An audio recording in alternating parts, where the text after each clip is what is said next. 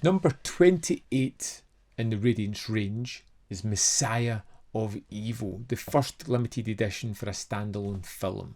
This 1973 horror film is one that I've never really heard of before. I was rather curious about diving into this one because it looked like my kind of thing.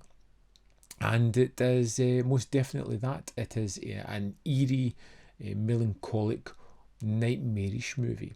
It feels very much like a dreamscape that we're going into as we follow Arletty, a young woman who is looking for her father. He was at this town. He's disappeared. He'd sent her some letters telling her to just let him go. I can't write again. You mustn't worry. And please, you must promise not to follow me. Don't come looking for me.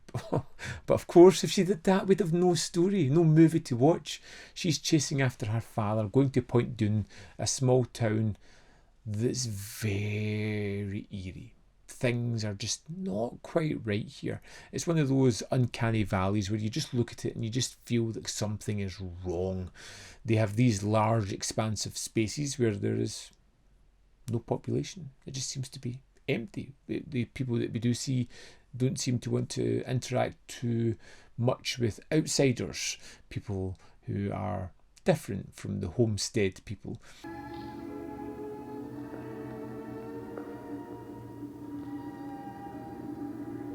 It has this kind of strange feeling thanks to the ambient score that goes through it. A lot of the time we kind of don't have music. It does come in at certain points, but a lot of the time it's just this rhythmic beating of waves against the shore or wind howling. And that kind of creates this almost hypnotic feeling that lulls you into a strange sense of security, while still creating that uneasy tension that makes the film feel just a little bit odd. Don't be afraid. I'm an ugly old man, but I'm harmless. It's about your daddy. They mustn't hear me. We follow our group of characters as they investigate what has possibly happened to Arletty's father, but at the same time you always have this sense of dread that something horrific is going on. Of course, as the viewer, we know something horrific is going on because the denizens of this town are bleeding from the eyes and devouring raw meat as much as they can get their hands on it.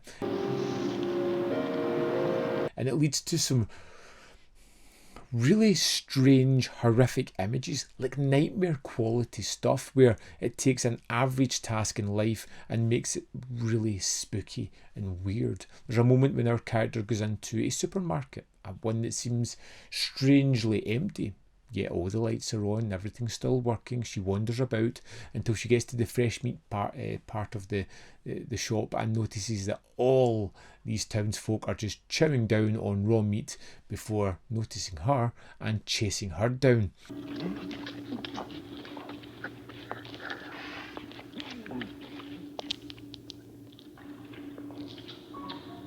It has these moments where everything seems barren and bare and empty, and then all of a sudden one person will appear, then another and another, and before you know it there are swarms of these people chasing people down the street, trying to harm them as best they can as they slowly become infected with some strange notion.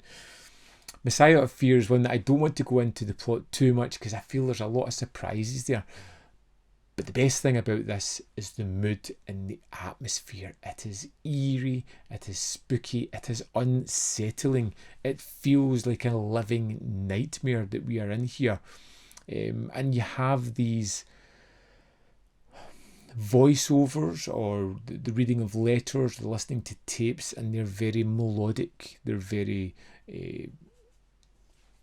quiet in the way they're spoken. They are delivering horrible information, almost matter of fact. It delivers a lot of the creep factor that we get within the film itself, and often you hear show don't tell, but I feel like this is the kind of exception to the rule. They're telling you a story that kind of imbues the film with a dread. I don't know how much longer I can keep this up. Visions are coming from areas of my mind that I don't understand. And I feel as if there's an almost loneliness within this film. All the way through it, you see our kind of characters, although they do have company now and again, they often wander off themselves. It feels very lonely. They feel very melancholic within the film, and I feel that's a kind of aspect of this swarming community of dead people that rise up out of nowhere, where the living are alone and the dead are gathered together. It's just a strange kind of facet of the film. Messiah of Evil was fascinating. For an 89-minute movie, it was deeply unsettling and horrific and very interesting. It felt at the start similar to Almost Dead and Buried with its tone, but it goes off on a different tangent and leaves you with that really creepy idea at the end of it, which is again deeply unsettling. Let's dive into the extras and see what Messiah of Evil has. Here we are in the disc for Messiah of Evil. Let's go to the special features. First up, we have an audio commentary with Kim Newman and Stephen Thrower. As usual, it feels like a free-flowing conversation between friends that you're invited into. They talk a lot about this film, the cast, their extensive credits, the sort of counter-culture era of American horror. Terrific listen. Next up, we have Willard Huyck, which is 37 minutes 34 seconds.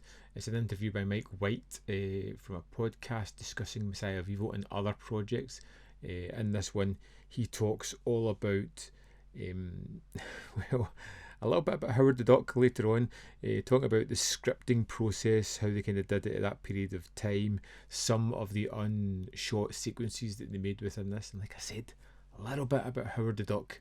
What the Blood Moon Brings, Messiah of Evil, An American Nightmare.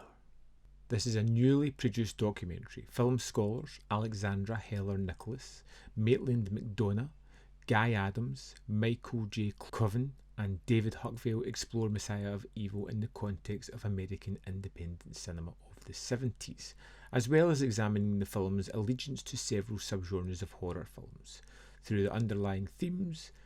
Directed by Kat Ellinger and Dima Balin. This is 56 minutes 55 seconds. This is phenomenal. It's got so many familiar faces. They're touching on all different kinds of wonderful facets of the film, how it's kind of dreamlike, how it's more about a feeling rather than the story, although the story is there. It's almost like poetry, the way it just flows. They get into all different facets of the film. It is a terrific extra. Last, we have Kat Ellinger. In this newly created visual essay, Kat Ellinger looks at the American Gothic and female hysteria.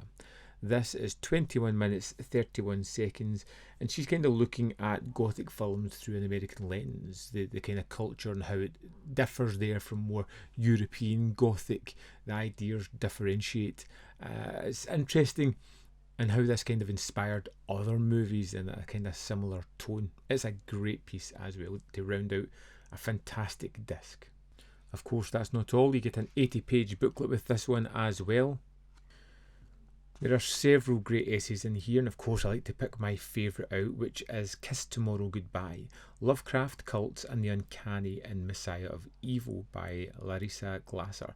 This is a terrific one focusing on Lovecraft, the idea of Lovecraftian horror, how he kind of got started in writing.